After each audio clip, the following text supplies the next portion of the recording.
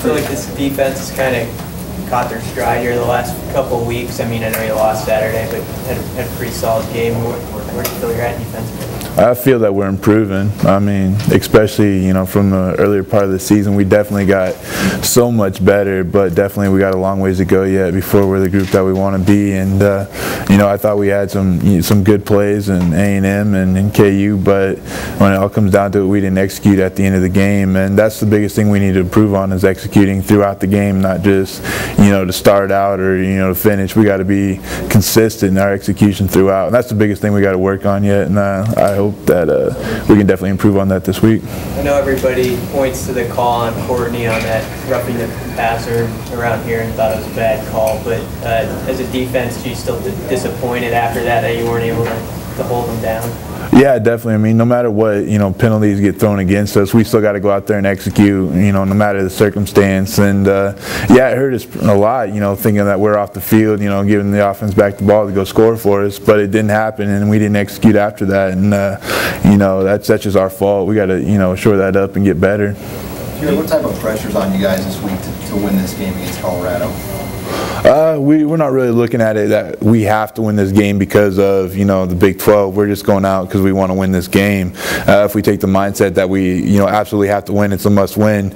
We're not preparing for the right reasons. We got to go out there and play this game for this game, not for what can come after it. So right now it's just focus on Colorado, not because of if we should beat them, what happens afterwards, but we want to beat them just because we want to end. We want to send our seniors out the right way.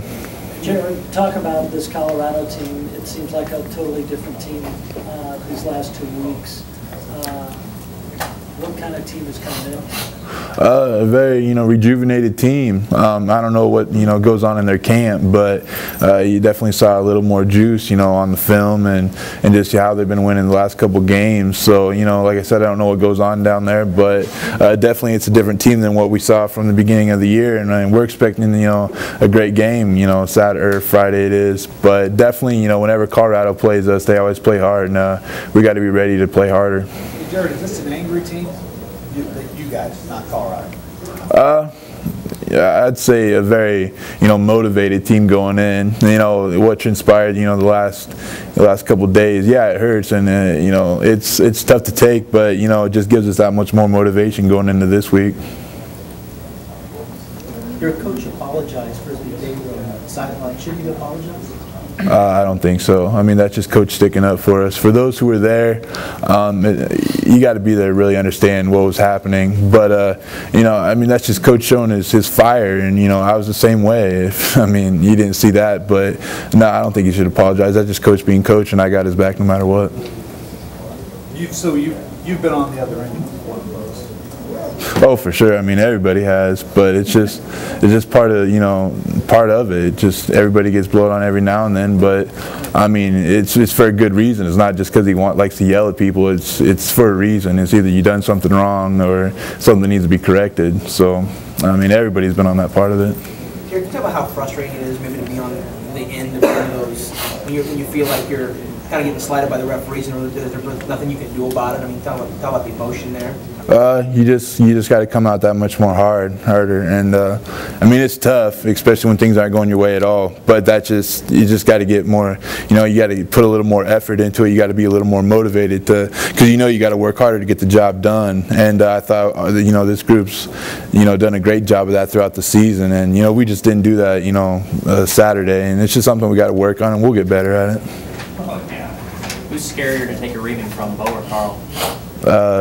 They're both. I can't say either or. They're both intimidating. JP's intimidating too. So, I just try and give as much effort as I can, and hopefully, stay out of those kind of situations.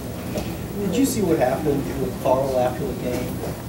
Coach Carl at all? No, because their crowd was storming on the field. It was just a fight just to get in the locker room. So no matter what people say, no matter what happened, like I said, you had to be there to actually realize what was going on. Did you see Ben Cotton's famous video now? I haven't saw it, but I heard about it, and I mean, what can you do?